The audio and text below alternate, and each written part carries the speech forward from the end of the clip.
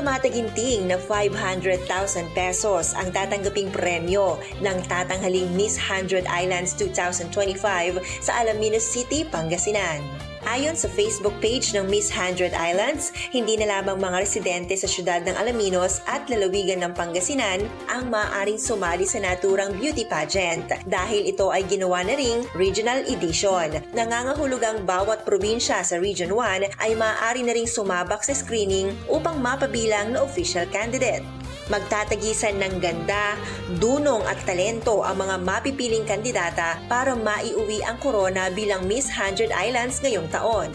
Maliban naman sa titulong ito, mayroon ding tatanghaling Miss 100 Islands Tourism na mag-uuwi ng 300,000 pesos, Miss 100 Islands Environment na 200,000 pesos ang cash prize at kapwa naman 100,000 pesos para sa tatanghaling first runner-up at second runner-up. Samantala, may mga itinakda ng screening dates and venues para sa iba't ibang lugar sa Region 1 kaya maaari nang maghanda ang mga nais na sumabak sa patimpalak na ito.